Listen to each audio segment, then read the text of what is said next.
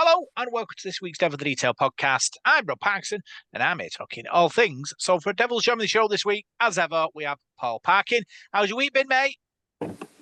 Yeah, not bad. If anyone's wondering if you're watching this on YouTube, I've lost the vision in my right eye. So I'm not winking at everybody constantly. I just can't see anything, so it's getting on my nerves. Other than that, yeah, not bad. Not bad at all. It's seems a while since Thursday night, since the game. And obviously we did the podcast, I think, last Monday.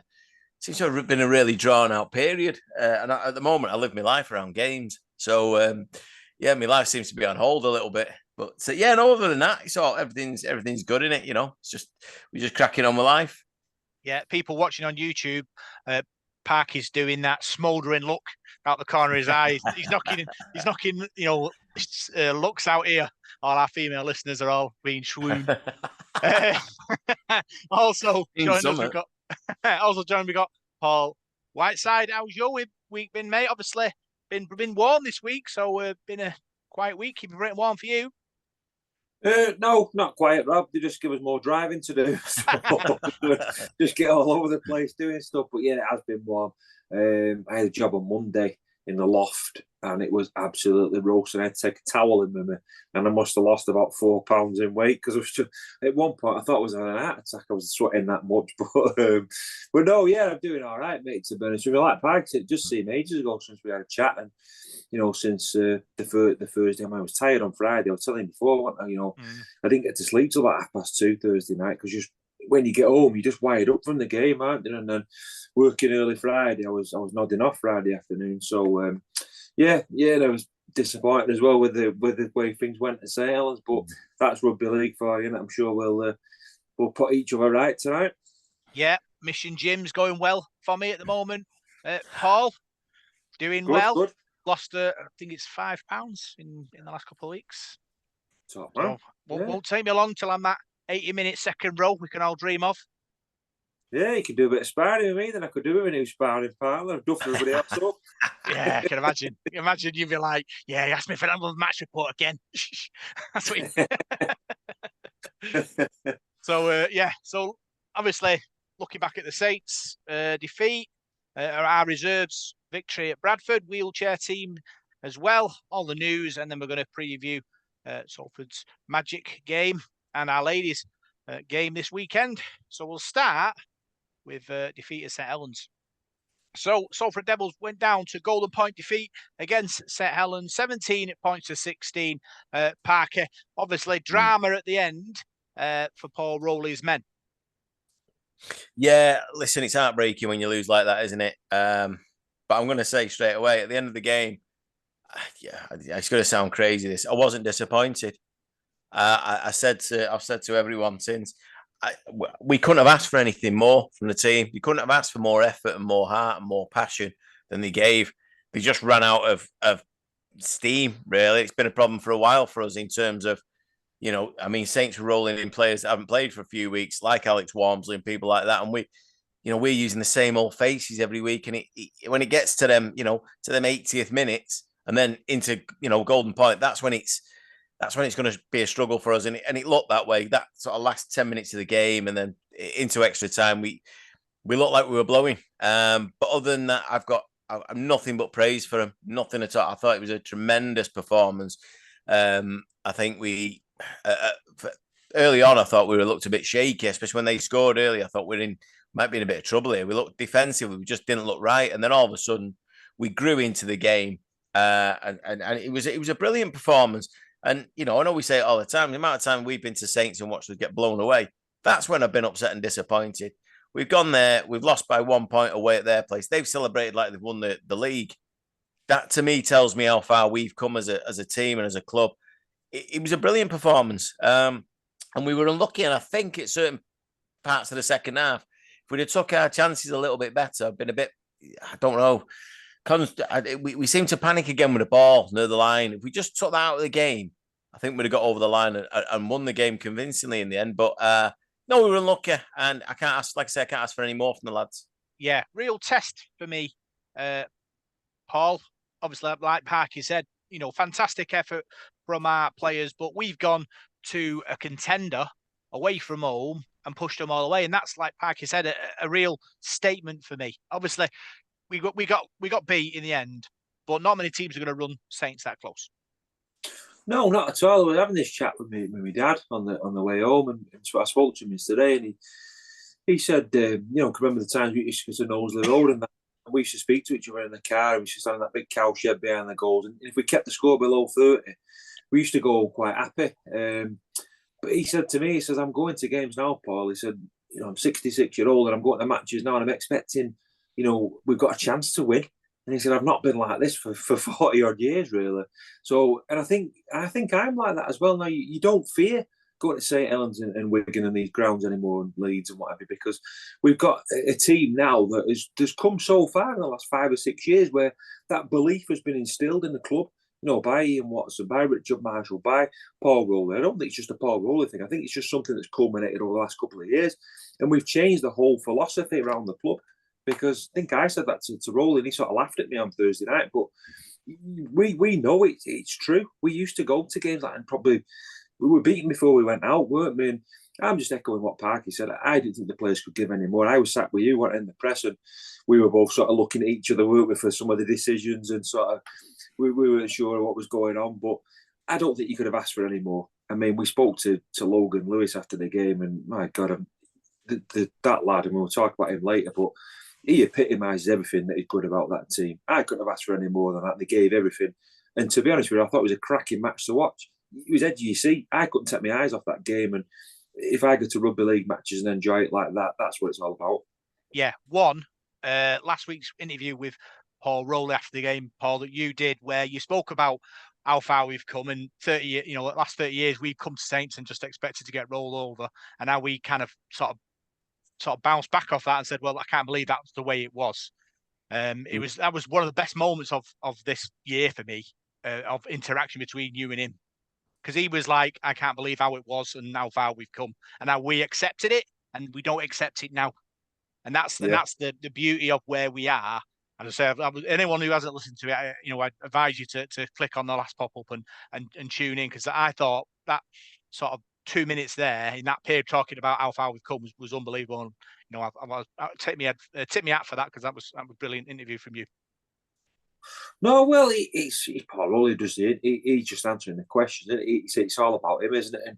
And I think sometimes I'm just a supporter like you, and it's difficult. I mean, if you're journalists and that, I don't think you have the same affinity that we've got. I mean, we go to the matches because we love the team, and we've sort of been through it all, haven't we? In those dark days of watching them. And yeah, you just carried on going, but you'd always thought you were light years behind them clubs.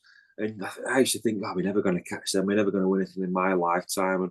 But like now, you start thinking, well, yeah, we're not light years behind them anymore. We've caught these clubs up. Parky said that last week and last Monday, and made a dead good point about it. And I've never really thought of it like that before. But no, I was delighted with the performance at the weekend. It was one of them.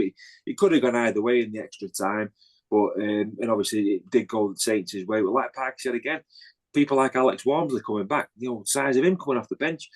We didn't really have that. We were a bit low on numbers, and people were just doing the minutes, weren't they? But when you've got those riches at a club like St Helens, where you can rest people and bring people back, you're always been on the back foot. But no, I thought the effort was absolutely sensational. Yeah, looking back at the timeline, Saints scored first. Tommy Makeson goes over in the corner. Parker, kind of a bit of a dubious put down, but try given. Yeah, I think it probably is a try. Just it's hard to say, isn't it? I mean, I've not watched it, but I watched it on the screen. I was probably the closest person to the screen in the ground, funnily enough, because of where I stood, right at the front to the right. But yeah, you give it a try. I think it was a poor read. I think defensively we got it wrong, and Saints knew that, and we do that. We concede a lot of tries down them, especially down that side at times, and we get caught out. Casted it a couple of times the other week. Casted it a few times at their place as well. And teams are spotting that. I think Leeds did it as well down the same side. It's something we've got to look at. But I think it was just. I mean, I'm not going to take anything away from Saints. He's just, if we get that right, they don't score there. It's an easy one to stop, I think. But again, it just comes down to personnel as well. Bodies being tired. losing Timmy Laffey in the week to suspension was massive for us, because he'd have made a. I know it's easy to say, one man doesn't make a team, but he'd have made a huge difference to our go forward and certainly our organisation in defence. Teams don't like running at people like Laffey, because his defence is incredible as well. We don't spot him for that, because we know how good he is with a ball in his hand and knocking people about. But so you try and make a plan to try and not be going towards him. Whereas when he's not there, it's a different animal. But yeah, I just think that it was a bit weak on our part, and a fairly poor stand. That's what I mean about that. We need to just wake up a little bit quicker in defence there and cut that out. Yeah, I think with the defence thing, Paul, it's kind of like you can do it 9 times out of 10, and then they miss one, and everyone goes, "Oh, missed one there, haven't we?" When I suppose in the rugby league, it's so important that you get everyone, and if you miss one, then obviously you get found out. Well, as soon as you miss one, Robert's a try, innit? When you play a side like say with the pace that they've got. I mean, I know making something not as quick as what he was, but he finishes well. He's a good finisher. He's clinical as well, aren't they? And St. Helens are very good at that. They're a quick side, aren't they? They play at a quick tempo. They move the ball quick, and they're sharp on them edges, aren't they? So, I thought they started that game pretty quick. But when you look back at the first half, the amount of possession and territory that they actually had, and they scored 4 points. And I thought, I said to you at half time, didn't I? I mean, we've had no ball. I think we only had a couple of play the balls in there, 20, maybe one set of 6, I think. And we kicked a couple of penalty goals on the back of that. But we'd not had any ball whatsoever. And the defensive work, I thought, was outstanding. Like Partington, I thought Shorrocks as well deserves a mention. Someone was slagging him off, Shorrocks, on Twitter, I think, saying he's not a very good 9, but I think he works overtime. I think he really does. For the size of it, the work he puts in. I thought they tackled to a standstill, him and Partington and Lewis as well. As I said, the forwards put in a massive shift in that first half. Yeah, talking about Joe Shorrocks, you saw the yellow card impeding a St. Helens runner, Parker. Salford down to 12 men, but we dug in. Yeah, like we do. That's exactly what we do when we're down. We scramble hard, don't we? I've read a lot of them comments. I heard him on the night about Shorrocks. Look, he's not hooker. He's not a 9. He's playing there because we don't really have anybody, and what we need is our best players in that squad. So that Joe Mellor's going to come on off the bench, but we need somebody who can, like you say, defensively. He helps keep it tight. He works his socks off, and you can't not have him in your team. So he's finding a place. Well, he's played hooker. We know he can play there, but he isn't one. So the criticism's a bit out of place, I think. Let him get into his natural position, and then we'll see quite how good he is. I think he's a great footballer himself. And obviously he'll probably take over in the back row when we lose Ollie. It was a yellow card. There's no doubt about that.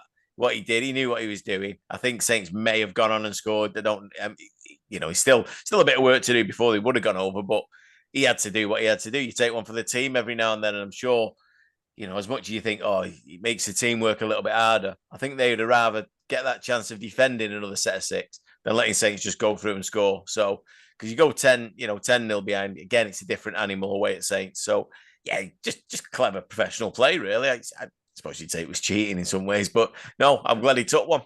Professionalism, we'll call it. Yeah. I think, like I say, he has come into a bit of criticism, obviously trying to drop goal the ball himself rather than give it to Mark Sneed. But yeah, I think I'd rather him do it now than in a playoff semi-final, to give everyone ideas of what you can do and what you can't do. But then he did nearly obviously charge down a late St. Helens drop goal attempt in late time. So it swings and roundabouts. And I interviewed him a couple of weeks ago, and he was a bit like, "Well, I'm playing at hooker for the team. I don't particularly want to play there, but Paul Rowley wants me to play there, and that's what I'm doing." So, like you said, Paul, his defence is solid. He works hard, and obviously he does like to try and charge the ball down, which I think is probably one of our better players at doing that, because he doesn't try and take the kicker out. He just tries to sort of block the ball, if that makes sense. It's what you should do, really. Yeah, he's as brave as they come. Yeah. He's as brave as they come, Shorrocks. And yeah, just throw yourself in front of that ball and just echo what Parky said. I thought at the time, they'd have scored there, St. Helens, I thought. So giving that, sacrificing yourself for 10 minutes, I know it's putting a bit on the team, but like Parky said again, echoing what he said again, 12-0 there or 10-0 there, and you're right behind the 8 ball, aren't you? We've had that before where it becomes a bit of an avalanche then, done it. So I think he did the right thing there. And no, he's a good player, is Shurrock. And like I said, you can't fault his work ethic. It's tremendous. Yeah. So Salford down to 12 men. Salford have to dig in at that point. Mark Sneed kicks 2 goals, penalty goals. Parker ties it up at half time. Obviously, like you say, down to 12 men. We go in level. That's a very character building process for me, especially away at Saints. Yeah, well, I mean, the first penalty, you take the 2 all day long, you get yourself on the board, and well, you waste a bit of time while your man's in the bin. So it's a great decision. And even the second one, I didn't really see at that point any point in trying to attack them. Just get yourselves level, get yourselves on, into the game. Because like Paul said there before, we hadn't really had that much ball or territory in their, in their half. It was very much down the opposite end, which wasn't great for me, I'll be honest. But and so you take what you can every time, and like you say, you're going in at half time all square. It's game on. I think there were two right decisions, and I think what we'll say is that Saints are very, very good at those little professional fouls, knowing how to disrupt your game, how to slow you down a little bit, put you out. We could get on a roll there, give the penalty away. They've done it for a few years now. We've mentioned it on here how they're brilliant on the first tackle, giving away another set of 6. They're not bothered about that because it gives them time to get the defence set for another tackle. It's just another tackle. It doesn't matter. So they'll do that every time, and they're very, very good at it. And it's, it is an art, I suppose, no matter what you think of it. And they did it again. They took us out of our, especially for that second one, because we were on a bit of a roll there. I think we're putting a bit of pressure on. Give the penalty away. It's 2 rather than 4, or potentially 6 because Sneedy's kicking. But yeah, we took the right decisions. Yeah. So a bit of pressure from Saints, and Blake goes over, spins out of the challenge, Paul, and try Saints 10-4. Yeah, disappointing to concede that try. I thought we got done a bit from that incident where Crossy got dumped into touch. I know we've seen penalties given for that, haven't we? The 50-50 calls them, aren't they, when they go against you? Someone like that Wacker Blake, he's a good player, isn't he? And Saints worked it there and got themselves in front. But I think we got penalised for something very similar against Casford, I think it was. So yeah, you're always looking at it, the referee, to see what they're going to give. It's a lottery, for stuff like that. It's like the knock-ons, isn't it? Whether it's been stripped or knocked on, it depends where you are, what team you are, and what have you. And I just think it should be a bit clearer, that, because half the time you don't know if it's a loose carry or what, and you just look at the referee praying he's going to give you the decision that you want. So, but yeah, decent try from Blake. Yeah, Salford it back though. Parkhead try from Chris Hankerson, kick through by Sneed, and we'll call it fingertip control from Hankinson. And Salford are level again, 10 each. Yeah, like I say, I've not watched it back. I watched several replays on the big screen with one eye the other night. It was a close one. I think the referee gives try on the field for the first time in 2 matches. We got it going for us, rather than going, oh no, we'll overrule that for whatever reason. There was more. Yeah, there was more that he'd scored it than he hadn't, so that's fair enough. But yeah, good play, great work by Chank there to chase up and follow that ball, because it could have just gone dead. It was, but he never give up, did he? I mean, I like Chris Hankinson. I think he's a really, really good, solid player. And he's been a great deputy in the centre there for Timmy Laffey. But he got us back in the game, and at that point, that's when I started to think, hang on a minute, I've seen this. We're good at this. We did it to him earlier in the season. I think we're going to come back at him here. This is what we needed. The fans, our fans, got right behind us again. It was good in that end. The noise that was starting to be made, and he just got a feeling that this is it. I just want to go back to what Paul was saying there. I know we'll probably mention it again, but that tackle on Cross where he gets dragged out of play, as far as I'm concerned, the momentum had stopped. Therefore, the tackle's complete. The referee doesn't give it. The linesman also doesn't give it, and neither does whoever's sat upstairs watching it. I'm pretty sure if it was the other way around, he'd have give it. The night after, I watched the Huddersfield game on Sky. Huddersfield, and it doesn't matter who they were playing. The same incident happened in the same way, and the decision went the other way. It was a penalty. So like Paul's saying there, week to week, there's no consistency as to anything in the game at the moment. Even the fact that the week before Tim Laffey gets a 1-match ban for what I can conceive as a perfectly good tackle. This week, Harry Smith forearm smashes a player 3 times and gets 3 matches. Where's the balance? I don't understand. So again, it goes back to officiating, but that's a shocker because that does give Saints the ball right on our line and they score off it. We should be better. We should do better defensively. We read that wrong as well. But I just wanted to go back on that. But we were back in the game at that point. I got the feeling that we were going to go on and win it from there. Yeah, unfortunately, another momentum swing. Joe Batchelor, Paul goes short side, and Saints are in front, 10-16. Yeah, he should have been sent off and all, shouldn't he? If you look back at the game, some of the incidents he was involved in. I mean, decent forward, but bit of a cheap shot merchant. I mean, he took Logan Lewis's head off towards the end of that game, didn't he? So yeah, it was.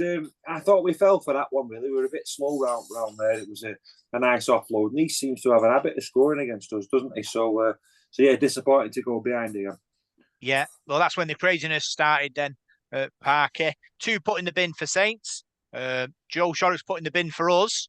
Bit of a melee as well in that period as well. As the time ticked on, pressure on everybody.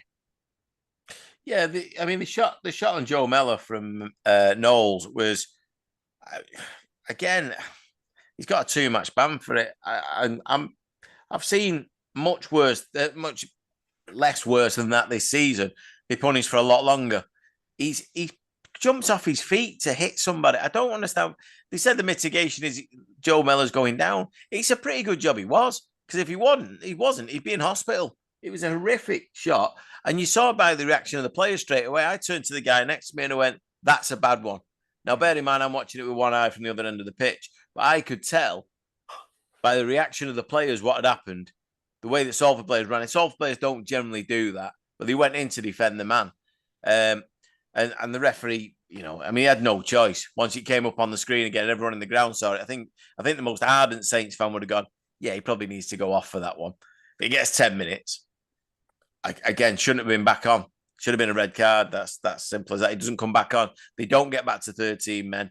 They don't go into golden point extra time with a full 13. And then literally the next tackle, like you just said there, Batchelor goes and does one. And not his first one of the game. And no ban for him, by the way. Strange. But yeah, it seemed that, again, like I said about Saints giving away them penalties, breaking up the play. We were getting on a bit of momentum there. We had them on the back foot. They just lost the man. They weren't afraid of losing another one at the same point. And then I think it was it Ollie Partington got involved in a melee there, as he does. And that's, I like that about Ollie as well. He's pretty game when it comes to it. He'll back his players. But yeah, I think Saints did what they had to do to stop us, because at that point I thought we were well on top. Yeah, I think I kind of agree with Parky a bit there. It's a bit of gamesmanship in it, trying to break up the play. Saints were down to 11 at that point as well, so they'd be looking at anything to try and sort of unsettle us. Paul, didn't happen though, as Nenna McDonald sort of burst through the line, leached over, and Salford were level at 16 apiece. Yeah, well, just going back to the simpiness, because I'll throw my 2 pence in, because last season, if you remember, Paul Wellens came out and he had a right whinge, didn't he, about John Asiata and the disgrace that was that had injured his players. And I tell you what, St Helens were the worst for it. You go back to that playoff game, they took Andy Ackers out, took Chris Atkin out last season. Shane Wright gets injured for the season. Morgan Knowles and Matty Lees. I mean, I've no time for either of them. I think they're a disgrace. And same with the other guy, that Batchelor. I thought he was bang out of order. We spoke to Logan Lewis after the game, Rob, and I'd have loved to have took a picture of him and sent that to the RFL, because he's saying all this garbage about the head stuff and all that. They were sending people off at the start of the season. Logan had stitched above both eyes. He had 2 black eyes. I mean, contact with the head. We're talking about player welfare. They don't give a toss about his welfare. So, I mean, it annoys me sometimes, because certain clubs seem to get away with it. And St Helens are one of them. You get their supporters whinging on and moaning about stuff. They do anything that they can to win a rugby league match. And we know that, because we've seen that the last couple of seasons against them. And the players will say, yeah, it's a tough game when you play Saints, which is fair enough. I'm all for it. It's a tough sport. But I think sometimes they go over the line, and Knowles did. That was a red card. It was a red card all day long. If that had been Partington doing that on Darryl Clark, he'd have got sent off. And he's probably got 5 games for it. So that's the annoying thing where this consistency is. The start of the season, we were sending players off left, right, and centre. So how come now we're not sending him off. You know, I don't get it, but I thought that was a really cheap shot. That, and then he's got a 2-game ban for it. So is Chris Kendall wrong then because he only sin binned him? So no, I was miffed with that, and I think I said to you at the night when we was talking to Logan, I couldn't believe the state of his face and whatever the way it had been. But that's just me getting on my soapbox. I was a bit annoyed about that, but it just seems every time we play St Helens that these incidents seem to happen. But as soon as something happens to them, their coach comes out and they have a big sort of inquest into it, don't they? But no, going back to the match, McDonald, I thought he played really well again. He's see how I moved on quickly there. I thought he played really well. I thought he made lots of meters, and he was unlucky a few times, wasn't he? But that try was well deserved, and it was coming. I think we was piling the pressure on there. And to credit Chris Kendall, I thought the last sort of 15 minutes of the game, he really let the game flow and wasn't pulling the penalties, and the game flowed. And it was a tremendous last 10, 15 minutes of the match. It could have gone either way there. And when he got to 16 apiece, I think we had the momentum, and we should have scored when that ball went out wide to Crossy, and we just couldn't get over. Yeah, I'd say Logan Lewis was in the wars all in that second half. Like you say, his face was a bit of a mess, has to be said.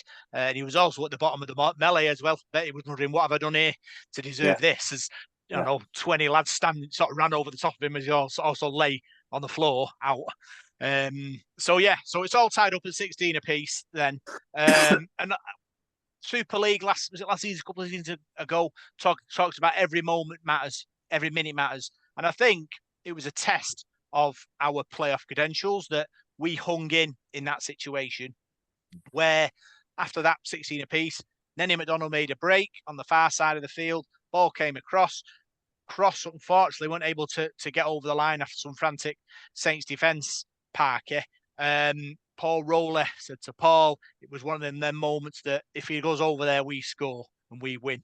It's a big moment in the game, that. Yeah, well, he did exactly that in the first game at Saints this year, didn't he? He scored the winner in that corner in late on in the game. This time not to be. What I will say, and I'm not knocking Cross in any way, but you think if that's maybe a Kenny Seo, he scores. That's what top ranked wingers do. Do you know what I mean? Even a Makinson, I'd have backed him to score in that situation. I think Dion took the wrong option there. I really do. I could see what he was trying to do, but get your nut down and slide. Get down low and slide into that corner. But he tried to step in and come inside, and it worked. It worked early in the season. It didn't work this time. But yeah, it is moments like that that kind of define seasons in some way. But what I will say, I know we'll get to it anyway, but I'm probably in the minority, but I'm not a fan of Golden Point. No. I'm really not. I think if you go away to a ground and you work your socks off for 80 minutes and at the end of the game it's a draw, that's a great effort. That is a great effort, no matter who you are, where you've gone. Even if Wigan came to us and managed to get a draw at our place, it's a good effort. You're an away team going somewhere. You deserve something out of that, and you don't get anything there. All right, if you get the drop goal, you get the 2 points, but it just becomes a lottery and a drop goal-a-thon. And I don't think it's as entertaining as Sky would have you believe. I think it's quite negative to the game. So I think we would have deserved something. And that 1 point, who knows? All right, we've probably won a couple in Golden Point and managed to get places. But little points like that, when you go away from home, you deserve something. I think could have made could make the difference, and we could sort of look at the top 6 already and go, yeah, we're in. So a bit unlucky, but yeah, that incident with Cross. Unlucky, but a great break. And again, like you say, we had Saints done then. I think we had them done, but just couldn't get over. Yeah, so Saints come up the other end of the field, and by Mbappe tries to drop a goal. Mella gets in the way, stops that from happening. We turn over the ball, Paul. Clark goes close, knocks himself out on Ryan Briley's shins, drops the ball, and we're all taking a big inhale there. Yeah, I thought they were going to penalise Briley there, to be honest. Give Kendall his due there, let him off. I thought he was going to penalise us and the game would be settled. But no, it does, just like what Parker said, when it goes to Golden Point, it's just, teams just seem to settle for the drop goal, don't they? And I'm not a fan of it, to be honest with you.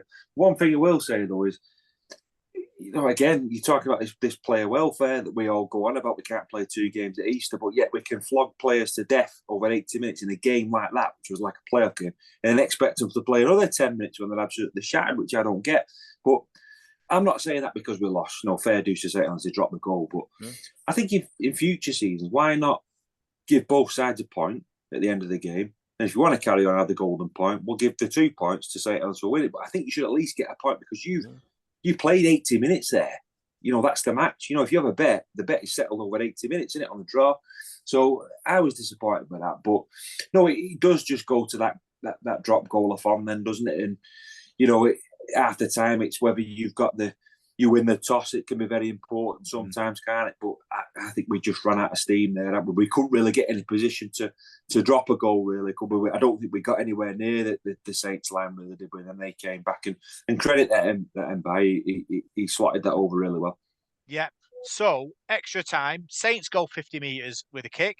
We go 50 metres with a kick. They go 50 metres with a kick. Then we go 70 metres with a little kick to the corner to Sneed, from Sneed. Unfortunately, the Saints fullback gets out. Momentum shift then. A couple of tackles later, drop goal sails over. Game over, Parker.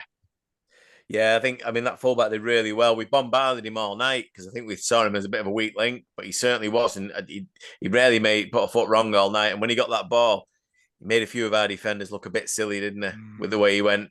And that's what you get with a fullback like that, an attacking fullback who can do that kind of thing. And don't forget, he's only in there through injury to Wellesby, who's probably the best in the league at that. So it could have happened either way, no matter who played. The problem for me was in extra time that, we ran out of steam, but it's our meters that we don't make again.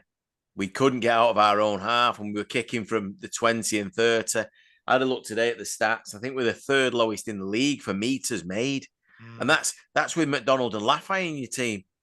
So it is a big problem that when we're up against it in a game like that, we just don't make enough meters. And maybe a Tim Lafayette might have made a difference there because he loves that kind of occasion. He loves that broken field, and you kick to him. He's dangerous when if you don't chase properly. So, but at the end of the day, it didn't happen. It's all hypothetical. But it was a missed tackle, and away he goes. He makes good meters, and once they're set there, you knew what they were going to do. They're just driving to the sticks with these big forwards they've got. Like I say, Knowles, he's back on there. He shouldn't have been on the park anyway. Walmsley's out there. They're just punishing us. One missed tackle, I think it might have been Gil Dudson, who was absolutely knackered, out on his feet. I don't even know if Gil would have played if Lafayette had been in the squad, because I think he'd have been the one that would have missed out off the bench. It's just the way it goes with certain decisions. So he was, I'm putting no blame on any player for it at all. I'm just saying, he missed the tackle. They made a bit more, and they set up for a drop goal. And like Paul said, it's a composure in a situation like that to knock a drop goal over. Like you say, you got Shorrock or whoever charging out at you to just, calmly do it in that atmosphere when everybody's on edge is, it's a great skill. And what I will say, by the way, is I know a few things went against us, but I actually think on the way home, when I was on the coach on the way home, I actually thought Saints were probably the better team and edged it. And that's tough to say, but I think they had a try disallowed as well, didn't they, from an offside from a kick, which video ref went to, and the Hankinson try could have gone against us. In another week it probably could do. I don't know if a few things probably went against us, but at the same part, I thought Saints probably just edged it. So I'm not being totally biased. I think the 1 point win in their favour, if that had happened in the 80 minutes, I'd have been probably a little bit happier about it in that way, if that's not a stupid thing to say. Yeah, and I think obviously Paul Rowley will have been happy with the process. I think, like you say, that kick to the corner from Sneed. A few people on the internet, Paul talking about why not kick it dead, but I understand why he kicks it there like that, because he doesn't want Sales to have a set piece attempt. He wants them stuck in the corner. Like Parker said, it's one missed tackle and it all unravels after that. But this is player football. This is a level you have to reach if you want to be in a semi-final, in a grand final. And it's a reminder, and it's a lesson learned for me. We played Saints 3 times this season. I beat them twice and lost in extra time. So yeah. they're a champion side, aren't they? And I read the League Express match report, and I thought that was disappointing. I think the headline was something about Saints having their blushes spared, and I thought to myself, well, you've not really been blushing, have you, when you've lost to this side twice already this season? So I think Salford perhaps need a bit more credit than that, but that's just the League Express for you. But no, like we said before, I thought it was a tremendous effort, and you can't whack that at all. I mean, if the players go out and do that every week, then you'll do for me. I mean, you win some of them, you lose some, don't you? And another week we could have scored there. I mean, no disrespect to Dion Cross, but I was going to say exactly the same thing as Parky. A Ken Seo would have scored there, maybe a Joe Burgess. That's something we forget sometimes. We've lost. You take a standoff, a hooker, and your two starting wingers out of Wigan's side, Saints' side, they're going to struggle. And that's what we lost at the start of the season. We lost two strike players there, and you stand off and your hooker. So I think the way we've rebuilt this season, we're still in the playoffs. Paul Rowley's done a fabulous job to get us up to that level again. So yeah, I wasn't disappointed. Like Pag said, I think they just about edged it for me, didn't they? They just had a bit more in the tank than we did in that extra time. Yeah, I think is it Dion Cross still our top try scorer He is, well. yeah. So he knows where the line is.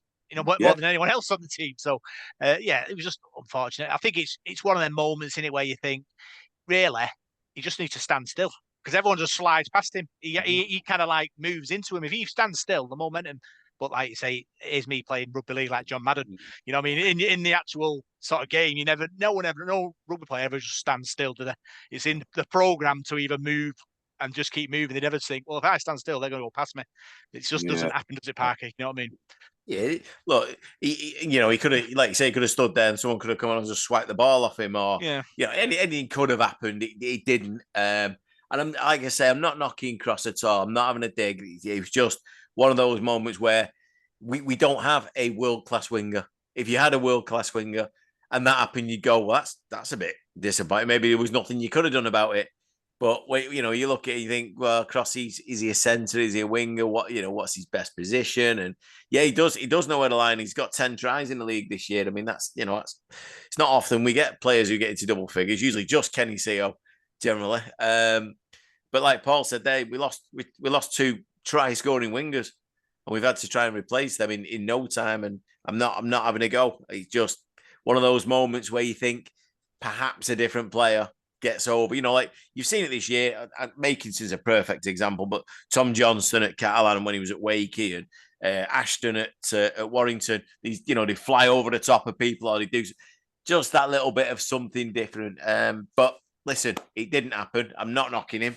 If it made the player go past him or held him off and scored in the corner, this conversation wouldn't be happening. So it's just like saying, if my uncle and my auntie, anyway, we don't need to go into details, but that's just the way it is. And we, at the end of the day, like I said, I couldn't have asked for anything more from the lads. And I just hope that they didn't come off the park too downhearted at the end of it and take a lot out of that game. And remember that, if we do make this top six, that they're the games we're going to be in. Yeah. And obviously he made history previously. We scored the winner at Saints earlier in the season as well. Yeah. So roller coaster ride being a rugby league player. 1 minute you're scoring historical tries. Another minute you're being dumped in touch. One of them things. So, stats-wise, completion rate, Saints 90, us 78, meters made, Saints 1,325, Salford 1,069, post-contact meters 694 for Saints, 616 for us, errors made for Saints 4, errors made for us 7, missed tackles 41 for them, 59 for us. Paul. Sorry again, Rob. Sorry, I was miles away there. Man. Stats, Paul. What did you make of them? Well, I thought we did a lot of tackling, Rob. I thought we did an awful lot of tackling in that first half. I thought everybody put a shift in. I thought there's some tremendous shifts there, and like we said, we ran out of steam a little bit. But yeah, stats are stats, aren't they? I suppose. And you know me, I'm not a big fan of them, to be honest with you. I don't know. I sort of just watch the game as it is, and stats are just numbers, aren't they? But I thought you can't whack our effort. I thought our effort was tremendous, and the amount of work we did in that first half, I thought was great. Yeah, personal stats. Top tacklers: Brad Singleton 25, Sam Stone 25, Callum Watkins 44, Oliver Partington 38, Shane Wright 35, Joe Sorrick's 29, Joe Mellor 28, Parker. Yeah, usual suspects. Obviously, Cal being up there again. Another unbelievable performance from him. I think you said Shane Wright did 30 odd, didn't you? There, Yeah, again, 35. One of the kind of not forgotten men. This isn't right, but he's one of them invisible players, isn't he? He just does that. That's what he does. Him, Sam Stone, tremendous. I'd love to see him. I mean, it was it was a pretty poor night the other night weather-wise, wasn't it? I love it when it's dry and you can see these lads because they're not massive forwards. They're built for they do a lot of work, but they're mobile. So we could do with it being dry surface for these guys. Even like say even Ollie Partington and people like that. They're not big units in that way. I mean, they're big compared to us. I mean, you stand next to them, they're terrifyingly big, but. When they're on the pitch, you see the likes of Alex Walmsley and all that. So I think a dry pitch suits us as well, which hopefully this weekend we can get. But the work rate there, again, it's every week, isn't it? The same sort of numbers are coming up from the same players. And that's what I'm saying about this. When it gets into the 70-odd minute and then into extra time or whatever, these lads are gassed. They've done it week in, week out for 20-odd rounds already. Some of them, how many games have the likes of Watkins and Stone missed? It's incredible the amount of work they do, and it's just it's going to take its toll in a game like that. And like Paul said, we've got to think of the welfare of these lads. I'll mention it again. I've mentioned it on my predictions this week about Wigan. We're going about helping teams and players, and yet they've had to play 3 games in 10 days. How's that fair? That's not right, And Leeds benefited again, by the way. So just saying. But yeah, it's not right, is it? Seems to fit when it's okay for the RFL to allow these rules. And I'm not defending Wigan. I mean, that would be completely against everything I stand for. But it's not fair, is it? Nobody else is doing that besides them and Leigh. So yeah, bit of going off a little bit there. But just thinking about these players and the work rate. Yeah, top meter makers. Paul, Ethan Ryan, 141. Nenny McDonald, 172. Oliver Partington, 89. Shane Wright, 76. Yeah, well, Matt Donald's the same every week, isn't he? He makes a massive amount of meters. He really is a huge player for the team. But Ethan Ryan's another player I'll give him a mention, I think, last week's preview, because for me, when he first came on the scene this season, I wasn't convinced with him. I thought there's something about him. He looks a bit iffy under the eyeball, this, that, and the other. But I think as the season's gone on, it took him about 3 or 4 games to get going. I think he's been great. I think he's been really, really good. He's dead steady. He's a good defender, and he beats the first man and makes an awful lot of meters. And you get him in good ball position and get him a bit of a run there. He's got loads and loads of pace as well. So I've been very, very impressed with Ryan. I think he's settled right in. I think he's doing a good job. Yeah, big thanks. Theo, 3-word man of the match reports. Friend of the show, Matt Carr, couldn't ask any more. Andy Lancashire, so close. Lewis, Callum Farrington, very unlucky Reds. Dom Hall, very brave effort. Nene McDonald is man of the match. Richard Morton, we blew it. Briley, I won't say we blew it. I think we've just pushed Saints all the way there, Parky. I think blowing it's a bit harsh for me. Yeah, I actually don't think we were in that much of a position to win it. Certainly when it went into extra time, I don't think we got in a position to win it. And like you say, we didn't have a lot of ball, a lot of territory during the game, really. So I don't think we blew it. Again, I get what you mean. It could have, what could have been maybe that try in the corner from Cross. Is that, I don't know. But yeah, I think it's probably not the choice of words I'd go with, but I mean, each to their own. It depends how you feel after the game, doesn't it? Like I said, I wasn't disappointed, Adley. So, he sort of brushed off on me. I've seen us get hammered that many times. It just sort of go, that was good. Changing. Things are changing, yeah. Parker. Yeah. Going to Saints and going, meh, we lost by a point. Yeah. Meh. Yeah. That's the way it is now. That's what we're doing. That's where we're going. Colin Wilson gave their all. Ollie P, Natalie Taylor, 8 golden point. Sneed, Paul Whiteside's mate, Roy Ellaby, golden opportunity blown. Nenny McDonald and Jeff Whitlow couldn't do any more. All the team, Paul. But obviously frustrated but proud at the same time. Yeah, I don't think I'd say we've blown it really. I mean, like Parker said again, you seem to be echoing it tonight, but I never really thought we were in a winning opportunity. We were never in the lead in that game, were we? I don't think we led. We actually led. We were always behind, weren't we? So it's one of those. I mean, I thought we should have dropped a goal right before half time. I remember saying that to you. I think we had an opportunity there. I think it was Shorrocks who didn't give it to Sneed, and he ended up giving a penalty away, I think, didn't he? So, but you can say that about any game. You can look in hindsight after the game and go, we should have done this, we should have done that. It's very, very difficult in the heat of the moment on the pitch. Anybody can be a coach after the game's finished and say, we should have done this, we should have done that. So, no, I just thought we gave everything in the game. And if we play like that, like we've done in the last 2 weeks against Leeds and St Helens for the rest of the season, I think we'll win more games than we lose. And we've got 6 games left, I think, 5 or 6 games left. So we're to win 3 or 4 of them. You're in the playoffs, aren't you? And possibly got a chance at the top 4. So yeah, I think if we can play against Leigh this Sunday, we'll win the game. Yeah, so let's move on to our reserves. They were in action away at Bradford and came up with the victory, beating the Bulls at Odsal, 24 points to 38. Paul, great result for Stuart Wilkinson's boys. Yeah, I think we were saying tough place to go in it away from home, and to come away with that result, and we're seeing really improving performances from the players in the reserves, and some lads that are really standing out now and are putting the hand up, aren't they? And Paul Rowley, won't be going missed by him as well. They'll be looking at these lads and thinking, you could be in my squad for next season. So I think that's the exciting thing. But that was an excellent result. Really was an excellent one. I think Alex Davison got over for a try as well, didn't he? Which is good to see the old stages. So yeah, I was delighted to see that score. And I've been really, really impressed with the progress that the reserves have made this season.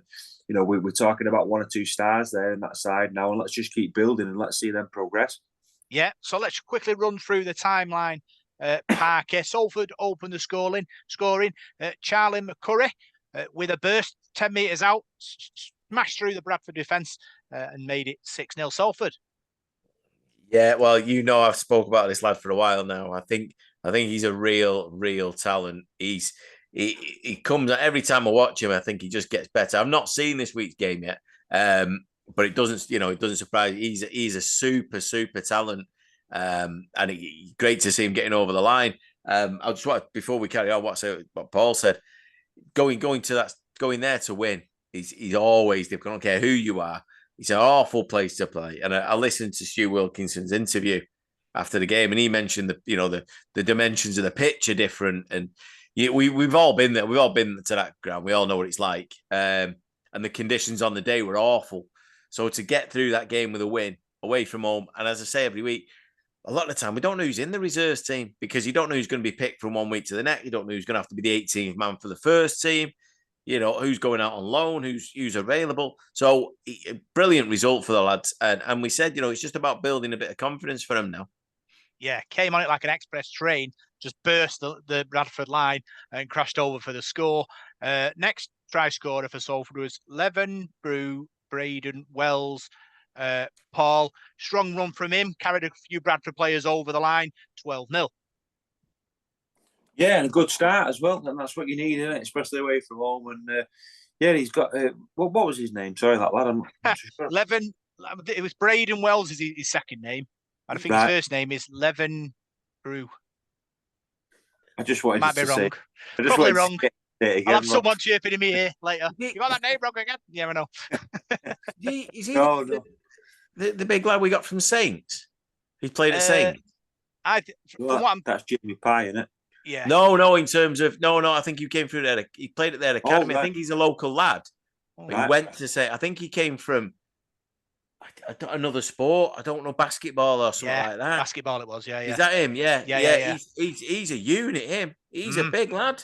Really big lad. So he's another one to keep an eye out for. Yeah, he'll tell us what he want to be called, and we'll call it him from now on. Is that big? Yeah. I'm not getting his name wrong. Next try, Johnny Openshaw, Paul, dummy half run, skip through the defence, and Salford led 18-0. Perfect start, Rob, isn't it? Perfect start, good play, and playing enterprising rugby league as well, which is what we want to see. So very, very impressive start. 18 points up against Bradford.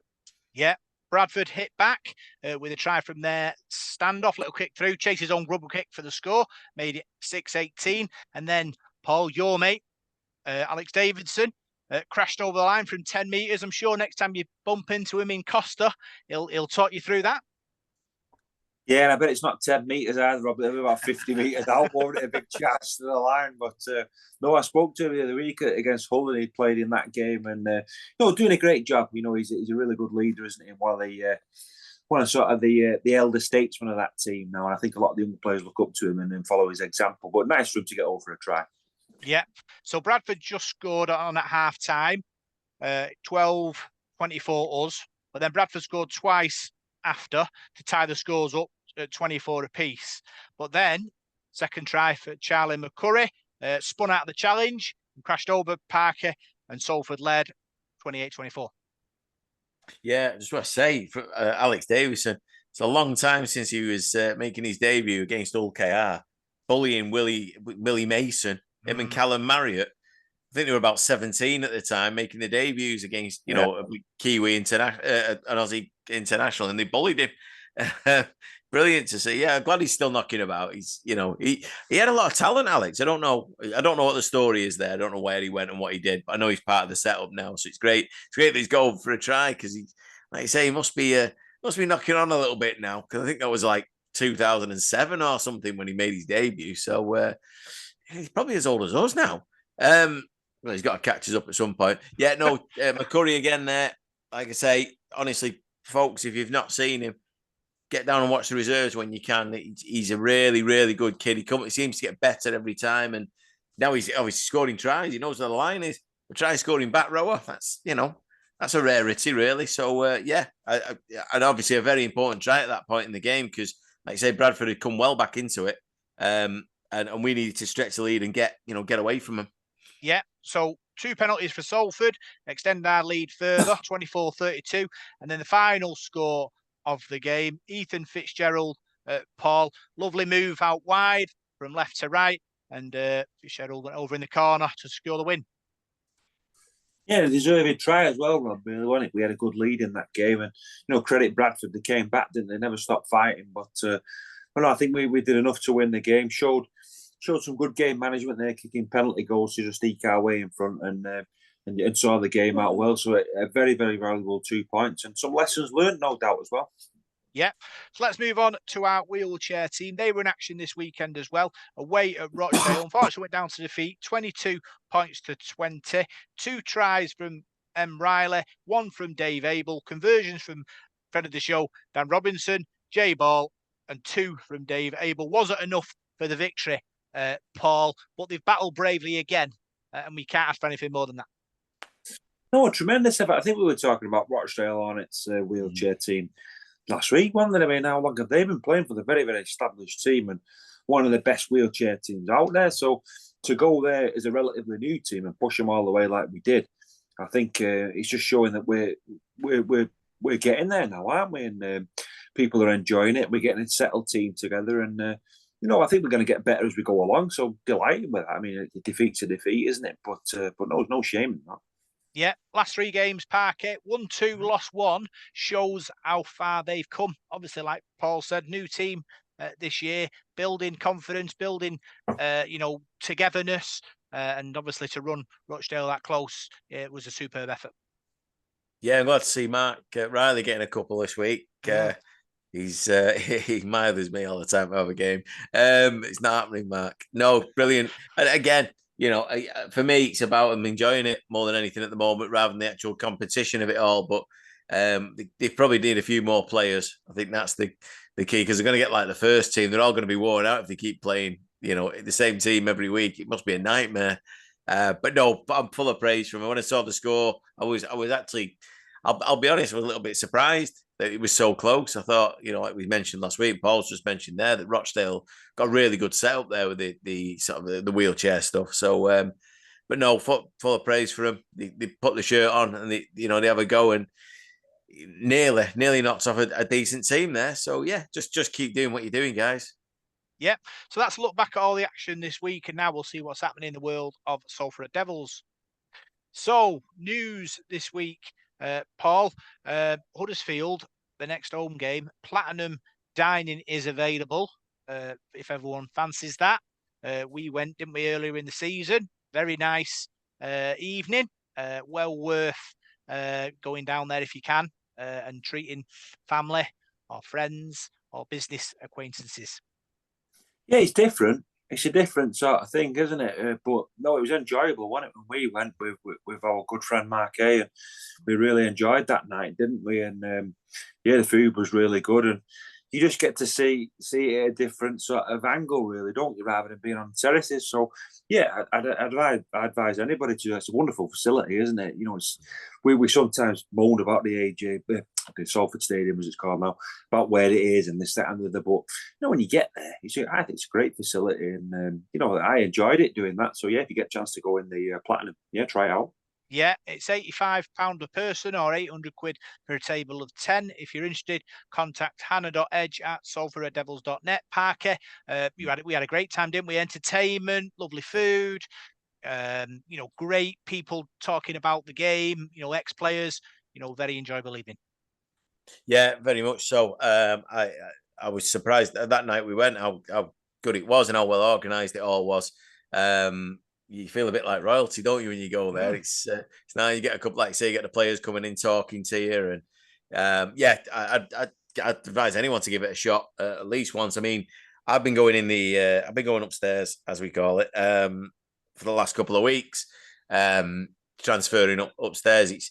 I mean, the view up there is brilliant, by the way. You know, I stay on that balcony bit because obviously my lamps don't work that well. It's a brilliant view, really. Honestly, if you get a season ticket there, do that. That West Stand it is fantastic. I know I'm one of those that moans about the ground all the time, but you can't beat that, and it's something that I want. You know, next year that's where my season ticket will be. By the way, I'm upgrading. I've promised Paul King he can have me money. So yeah, so that's where I'm going. But like say, if you get some food, you know, get that dining put in as well. Even if you don't, though, and you go into I think it's 1873, and it's called. After the game, the players come up. Yeah, they have their dinner and they do the presentation to the man of the match, and then they come over. You know, they're there to mingle. You can go and talk to them like the good old days of the Willows.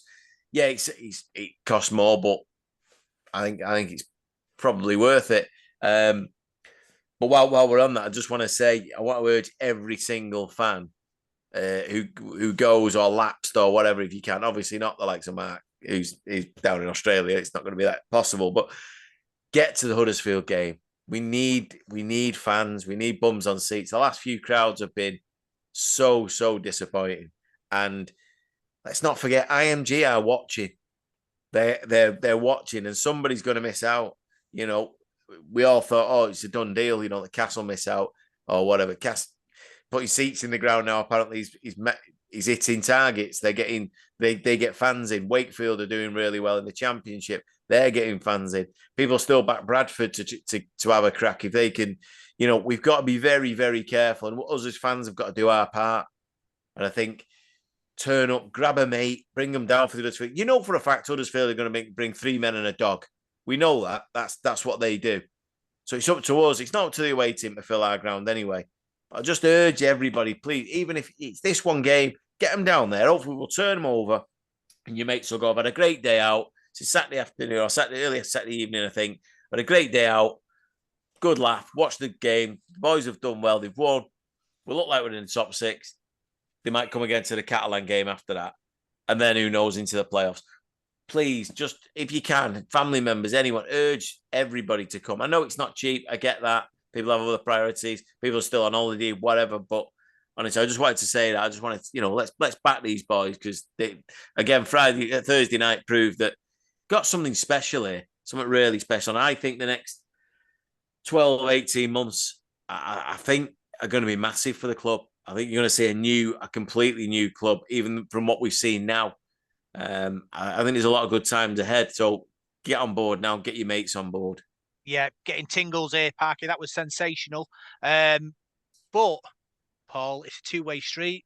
The club need to go out and reach out to Laps fans. We need adverts. We need, you know, I always think a bit of guerrilla marketing, maybe sending text messages to radio stations when they ask what you're doing at weekend. Oh, we're going to watch your Salford.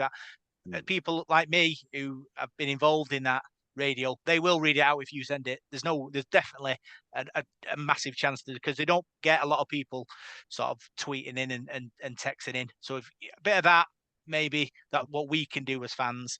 But I also think it's a big thing for the club. They need to reach out, Paul, and put an impression out there and try and attract people in. Yeah, I get that, and I think it's up to the public as well. The public of the city, public of Salford, have got to get behind the team, haven't they, Rob? It's we can say, "Oh, listen, to the club have got to do this," but people, if they want a rugby league club, you've got to go and support it. I mean, it's like anything, any sort of thing.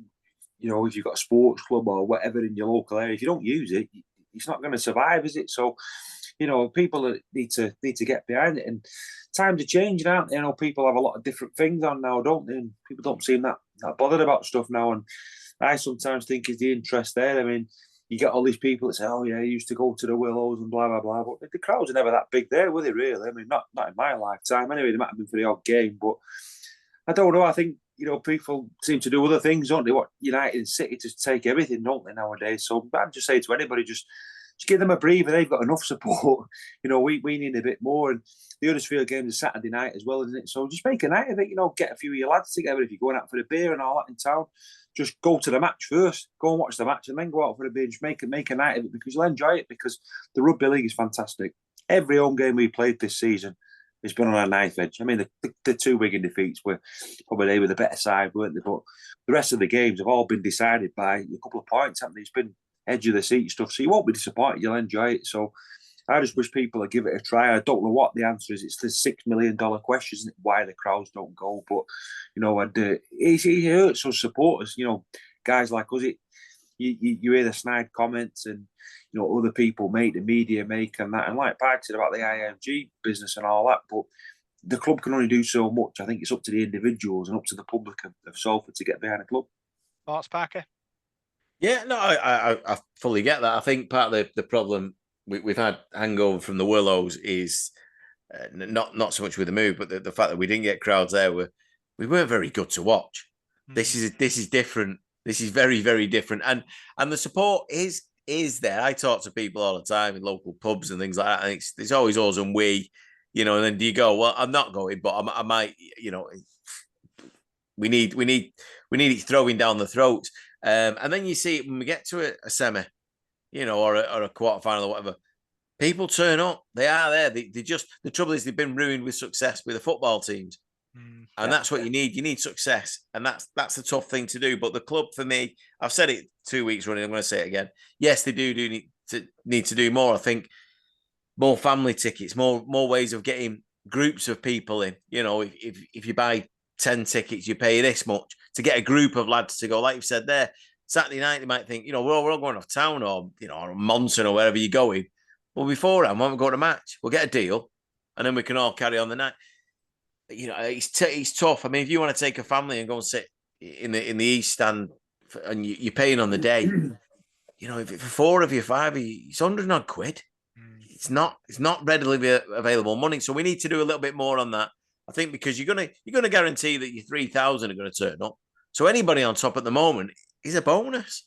So maybe reduce the price, do something different. I don't know, but yeah, I agree with what Paul says. Though it is down to the public at the end of the day. You can't force people to go to a game. I reckon for the Catalan game, if you opened up the gates and said everybody in for free, you'd still only get about 4,500, 5,000 at most. That's it. That's an issue, but.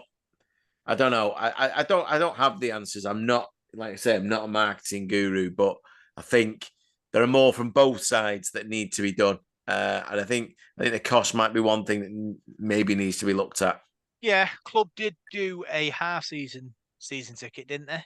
Which is a positive thing, but I wonder how many people took that up. And obviously, you're trying to attract new people. They will come for one game, but like you say, 120 quid. 120 quid summer holidays on one day. And that's before, whatever, food, drink, make a day of it. I mean, it's a lot of money. But is that the price for watching live sport? Is that the going rate? Because obviously we're thinking tenner, but then you've got to pay 20 odd players plus staff on a tenner, and it's never going to happen, Parker. But you've already got people going. You've already got your season ticket holder. You've already got money in the bank. Well, you haven't. Obviously, we haven't, but it's been in the bank or whatever. You're adding to it at the moment, and it's about building again, building that base. Like you say, that 5-match season ticket thing, great possibly for an individual to fork out 90 quid, but you can't do it for a family. It wasn't really a family offer, if you like, or it wasn't a group offer. I think we need to look a little bit more outside the box at the moment. And I understand the other thing is if you do reduce tickets, those that do turn up on the day and pay full whack at the moment won't pay full whack. Do you know what I mean? If I want to go in the West Stand on next Saturday and I turn up on the day, it's 30 quid to sit in the West Stand. Now, that's a lot of money. That's for me on my own. Now, all right, you can buy it early in the week, pay 28 quid, but you get 28 quid, but you got your booking fee and your collection fee, which I still can't get my head around. If I'm going to collect the ticket, why I'm paying for it anyway? And it costs you I think it ended up costing you £30 and 50p, so it costs you more. But anyway, that's an irrelevance, and I think that's again. I just think it's a lot of money, and I want to see families, I want to see groups of people enjoying it, because if you go as a group, you'll tend to stick as a group. If you go as an individual, you might sit there and go, I don't know if this is for me, a bit bored. I'll get there, I'm going there on my own, I'm coming home on my own. There's a lot of ifs and buts, and that's why, I mean, they've got, there's a board at the club. That's their job to look into, and hopefully in the next, few weeks, possibly get somebody on who we can discuss these things with, and hopefully, our listeners can come up with a few ideas as well, or what they'd like to see, or what works at other clubs that they go to. I know these lads that go to FC United or Bury or whatever at football, Salford City. What is it they do? Maybe is there anything we can grab? But we're not going to answer it overnight. We're not going to answer it here.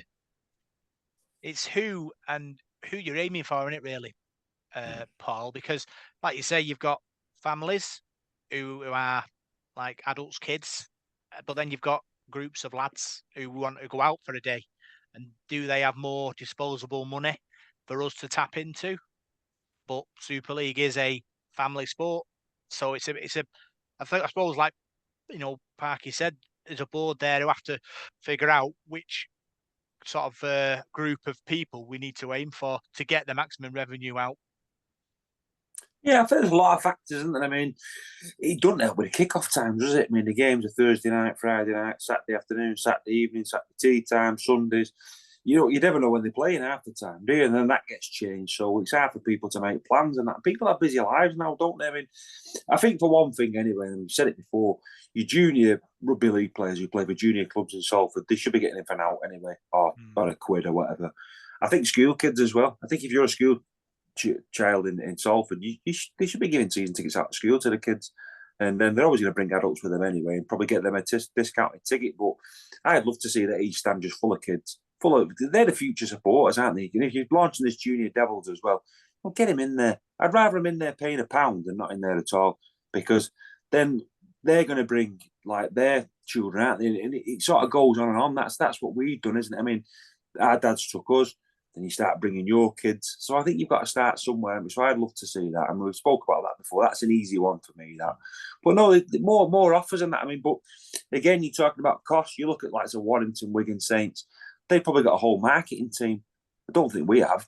I don't know who does our marketing or whatever. I don't even know how many sort of backroom sort of staff people we have. I have no idea, but probably comes down to cost, doesn't it? But you're asking the wrong person if you're asking me, to be honest, Rob. I'm not really a business sort of person. I can only go off what my experience is really. But yeah.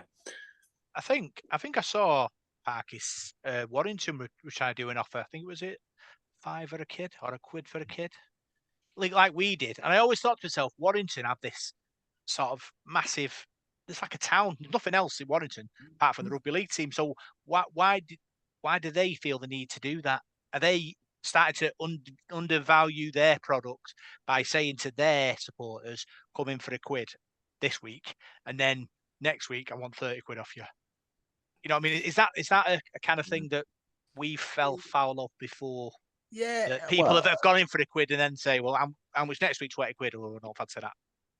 One of the big things we've always done is never capture the data, which has always been a problem. But the Warrington thing, they've done it a couple of times this year. I think they did it for Catalan and London, two teams that aren't going to bring any fans. and they filled that end that we go in when we go there. So something's worked because the rest of the ground's still the same. So are they just added on top? Even if they're taking a quid off every kid and another 2,000 kids turn up that weren't going to the match, it's another £2,000 in your coffers that you were going to open the stand anyway because people have season tickets in there. So what? I don't understand where the problem is. Maybe I'm missing something. It just seems too simplistic. But yeah, I mean, Warrington as a town is a rugby town, but there are still a lot of people in Warrington that don't go.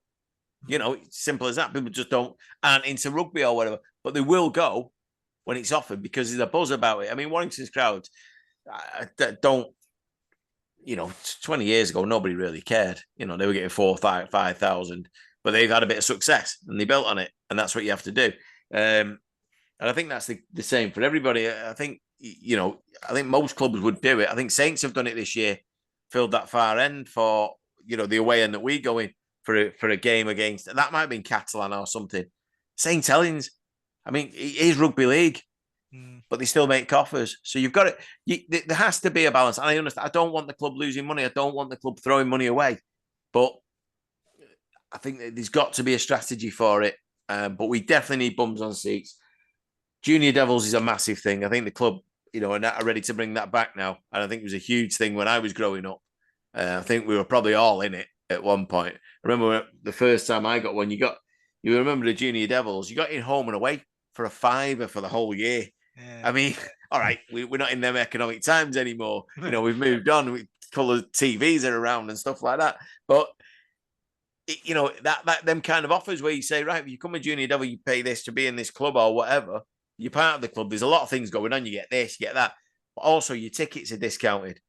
And of that, maybe your families or what, you know what I mean? Some things to look at. And I like I say, if the club, as the board will be, they'll be doing these things. They'll be coming up with, plans and so on. If they need help, ask. If they want ideas from outside, ask. Because I know lots of fans that want great ideas that, you probably think you're a bit silly for saying them, but listen, we've got to try something. We've got to try and fill this ground.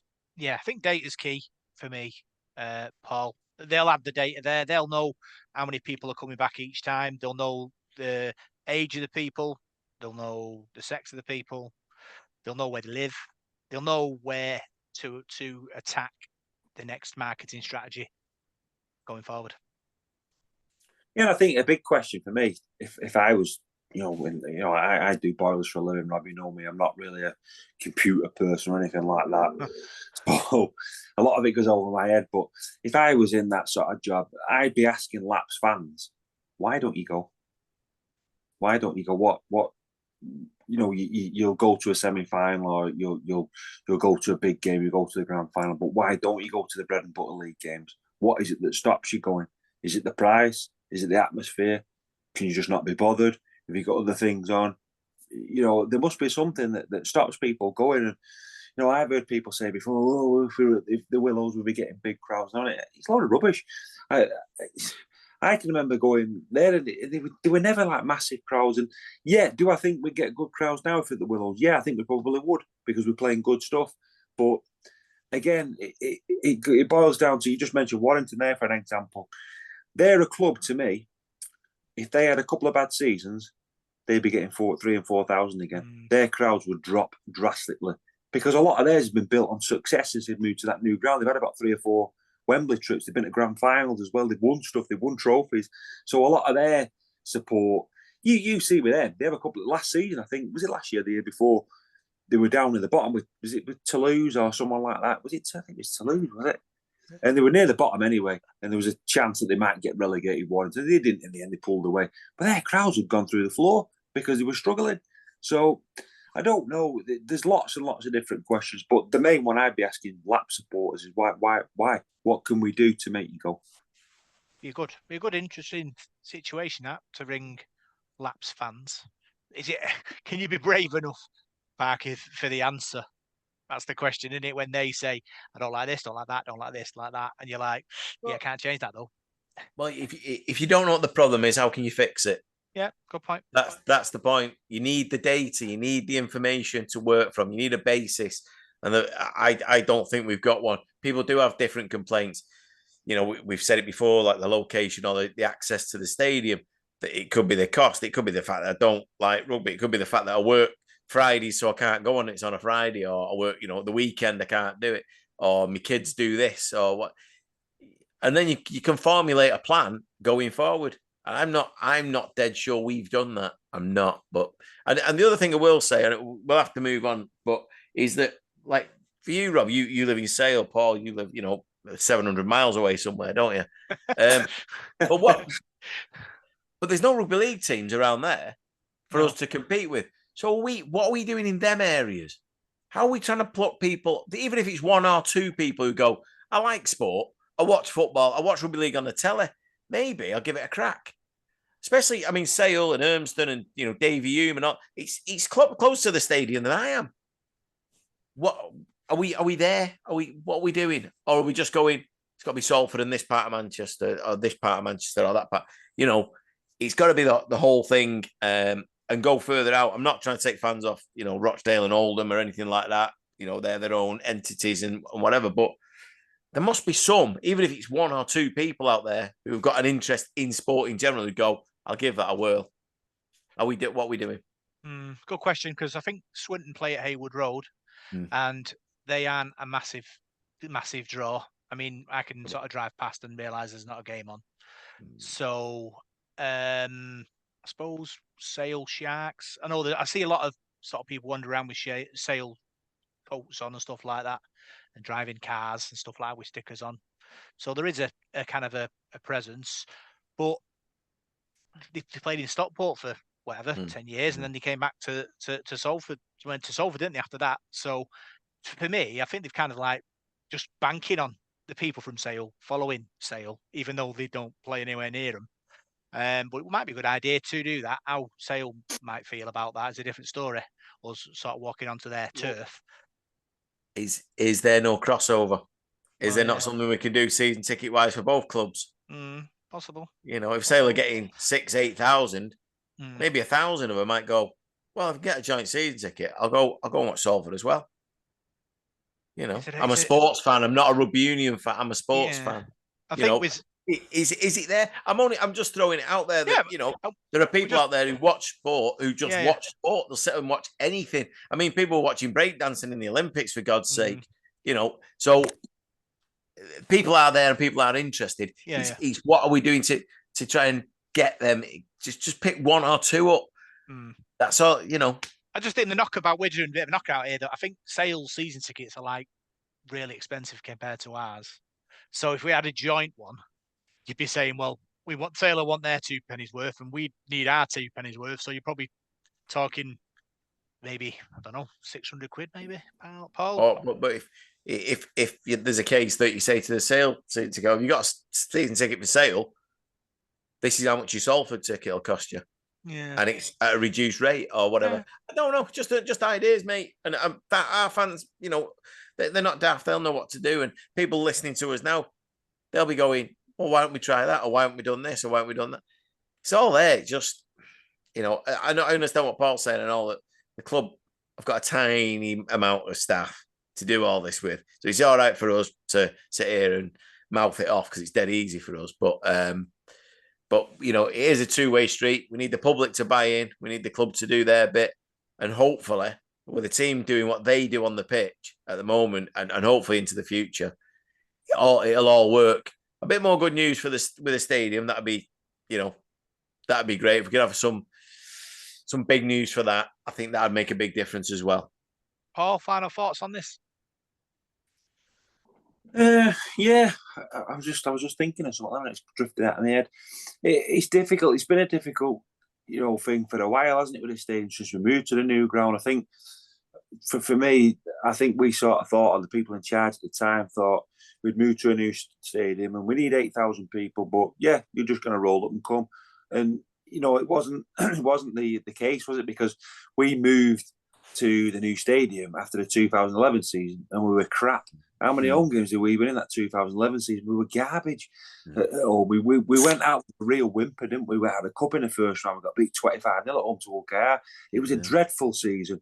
And all right, we got 10,000 against Catalan. We got battered before 40-odd points. So you left that ground, and it was Mickey Mouse, wasn't it, really? So I don't know. It's difficult, and I still look at life now in 2024 and how everything's modern and all that. You've got Man City and Man United just dominate everything, don't they? Every time you go on your phone or you're on Twitter, you're on Facebook, the telly, Sky Sport, it's all football. It's just mad for football, isn't this area? And it does my head in because rugby league's brilliant. It's a brilliant sport, but we haven't got. It's like it's a drop in the ocean. Us trying to compete with them because they've just got that much money and that much clout and that many people go watching it and there's shirts everywhere and they're worldwide, aren't they? So we talked about other teams before. And it's not an excuse, by the way, but I do a lot of work around the area. I'm always in Leigh, I'm in Warrington, I'm in Wigan, I'm in St Helens. And you go to these places and the rugby league towns, everybody there follows the rugby league because they've not got that Man City and that Man United there. The little like Widnes is another one. I spend a lot of time there, and they've dropped off. Their crowds have dropped off, but there's still a lot of people there. Rugby league is their first sport, whereas Salford, rugby league's not the first sport. It's football, and you probably find that with a lot of people that went to the grand final watching us, probably United fans that just jumped on our bandwagon. I don't mean that in a derogatory way, but I think that's what it tends to be. Sometimes we play in a semi-final. Might get a lot of football supporters coming watching us because City United aren't playing. I think that's something we've got to get away from. Try and, get our own supporters. But how you do that, it's difficult. Yeah. Interesting times ahead. Yep. So that's all the news. Now we'll look forward to this weekend's games. So start parking with our ladies in action this week against Sheffield. Sunday at home. Big game. Sheffield are second in the league. We're third. Big win needed to keep our playoff run intact. Yeah, this is the big one now, isn't it? This is we had a few tough games in the last few weeks, but this is the real test, I think, now to see where we're at before we hopefully hit the playoffs. Yeah, it'd be a tough game, really tough. Sheffield are a really good team, aren't they? They've come on from nowhere, really. I think because a couple of years ago, I don't think we'd even mention them. But yeah, they're a good side now. Obviously, Leigh are the outstanding candidates, but Sheffield are definitely the second best in that league at the moment. But we've been going okay. Yeah, we had a slip up. Obviously, not this week, gone the week before. But it's a chance to get back at it and a big game. And I'd urge anyone who's not going to Magic to try and get down there and watch. Obviously, it's a bit difficult with us playing at, I think it's 1:30, isn't it? The men's team kick off. So, I don't think there'll be much sort of crossover in that. But yeah, if you're not going to Magic, if it's not your thing, get down there and watch them, support them because they really need it this week. Yeah, it's going to be a tough running. Paul, we're on 16 points. Dewsbury on 15 points. Alton on 14. 3 into 2 don't go. So Mike Grady's ladies need to keep winning to keep their playoff dreams alive. Thought you were going to do a meatloaf there and say 3 ain't 2 ain't bad or something, whatever that song was he sang. No, it's just this. Sorry, it's just I have to say daft things if I don't. No, it's just a shame the ladies couldn't play on Saturday. With us playing on Sunday, could they not plan that a bit better so people could have gone to the game? So, well, like you said, no, it's the business end of the season now, and they've come a long way this season. So let's just hopefully you can hit these last few games running. And I think when you're hitting this time of year, same in the men's, it's about building momentum now. Winning matches, going into games, going into playoffs. You don't have to be sort of top of the table, do you, go into playoffs and that? But you have to be on that run, that momentum run, and have that wet sail behind you. So I think if they can do that now and build some momentum, confidence could be sky high. Who knows where they could finish up this season? Yeah, and Alton play Dewsbury at home. That's interesting. Well, somebody's taking points off somebody there, so yeah. That could be I suppose I don't really know who we want to win there. I suppose you want the team just below us to win if we win and just open up a bit of a gap. That'd be so you get the four teams sort of away a little bit. But wow, that is a big game. So a big weekend in many ways. So it'd be interesting to see what we come up with for next week. Alton are on 14, Dewsbury on 15, us on 16. Alton's goal points difference, we're on 84, they're on 82. Yeah. So we want Dewsbury, really, I think. Yeah, maybe. Dewsbury. If we get, I mean, the main thing is, and I say it about the men's team every week to anyone who says anything, doesn't matter what anybody else does if we win. Do you know what I mean? We keep winning now, we're in the top 6. If the women keep winning, they're going to be in that top 3 or 4 at the end of the season. That's all it is. We can't really worry about what other teams do. It's what we do on the park, and that's the way the girls have got to go into the game. Yeah, going to be fascinating to see what happens there. Magic weekend this weekend. Paul, Leigh at Ellen Road. Big game for both sides. Leigh trying to get themselves back in the mix. We're trying to hold our place in the playoff spots. Yeah, I've not been to Ellen Road for a long time. I was saying in the preview this week, the last time I went there was a 1997 Test series, Great Britain, Australia. So I'm looking forward to going there. It's a football stadium. I don't know, I've heard people say it's not a very good one anymore, but it's still a big shiny stadium, isn't it, compared to what we normally go to. So I'm looking forward to it. Yeah, but we've had a few magic weekends, haven't we, at Anfield and St James's Park. They're always enjoyable because you're on the big stage, aren't you? So, and the whole of rugby league's watching. So I'm looking forward to it. It'll be a good game against Leigh. They're playing some good stuff. I watched their game against Hull at the weekend, and they're dangerous, aren't they? They've got. I know Josh Charlie's got suspended though, so he's a big hole out of their team. I think Moylan's injured as well. So, because I know Jack Hughes played at standoff for him at the weekend. So, I think there's a chance there for us to get a good result in that game. I think it'll be another tight game. I don't think there'll be a lot in it, but I fancy us to get the points. And if we do get the points, we're 7 points in front of Leigh then, so it gives them a difficult job to catch us. Saved our worst performance of the season away to Leigh Parker. Hopefully, we can right a few wrongs in front of the big TV cameras at Magic. Possibly the worst result. I don't know if it was the worst performance. I know it wasn't great, but Leigh were good that night. I think Huddersfield tops them all. Listen, I'll be honest, I'm worried. I'm a little bit worried. I am glad that they've got a couple of players missing. They could have had a couple more, by the way, because there was a few incidents in their game at the weekend which could have resulted in extra bans that they didn't get. But Leigh scare me. They really do, because they remind me a lot of us. They're a bit unpredictable. And when they move the ball about, they do it at such pace. They're very, very dangerous. Ipape, the hooker, is the best in the league for me. He's the best number 9 in the league by a country mile. He's devastating from acting out. So we've got to be tight at the marker all the time. Keep an eye on him, because if he gets half a gap, he's gone. And he's a big lad to stop. Lockie Lamb's obviously in great form.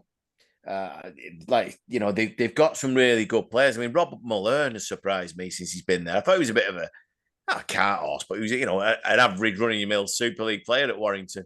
I think he's been brilliant for them. He looks like Gordon Tallis sometimes. But I am a bit worried, because I think pace-wise, I think they've got plenty of that.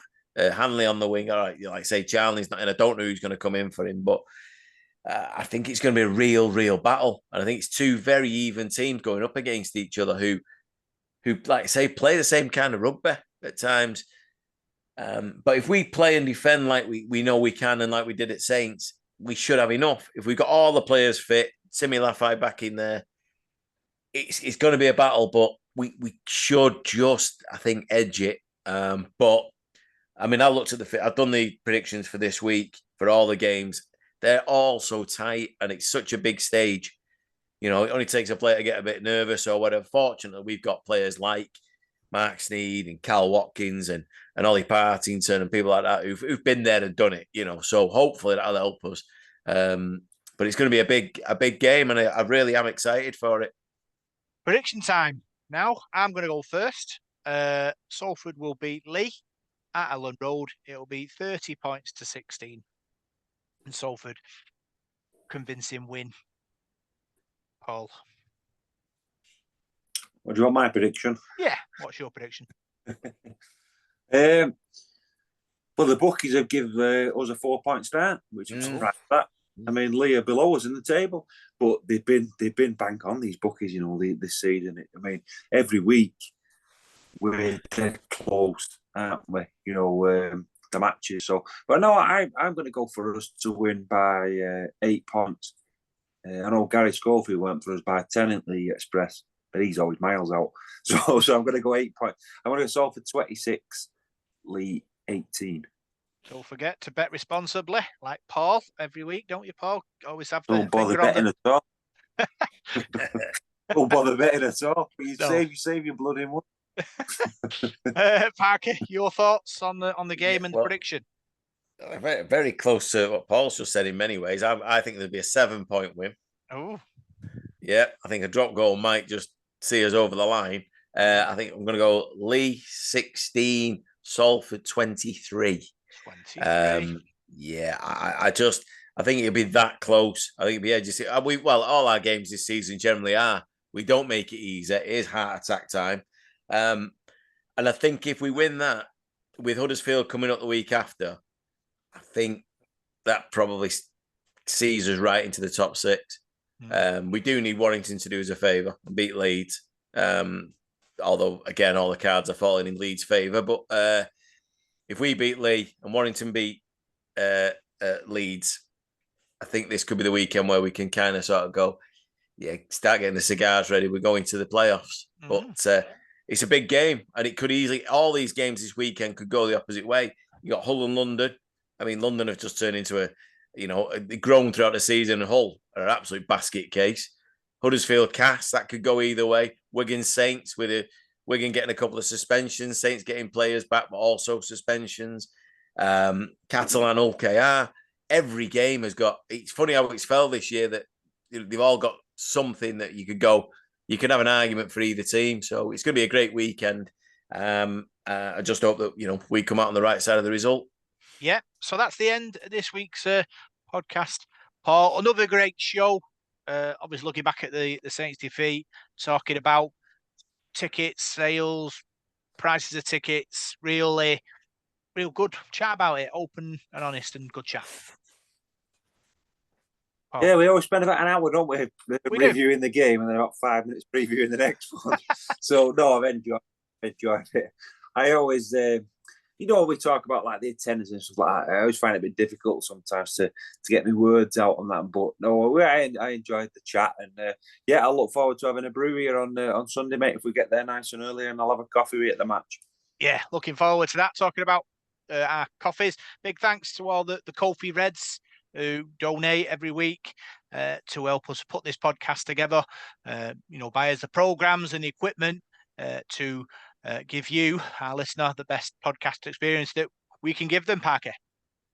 Yeah, hopefully I'll get there early enough and I might be able to get a coffee off you. Ooh, yeah, that'd be an idea. Yeah, well, I don't know. I was bringing my nephew, Arnest. We're getting the train, so we'll see how that pans out, because trains on Sundays aren't always brilliant, are they? No. But yeah, no, we say it every week, don't we? I love the fact that people even listen, never mind that they contribute in the way they do. It is mind blowing. We're just saying there about price of tickets and things like that.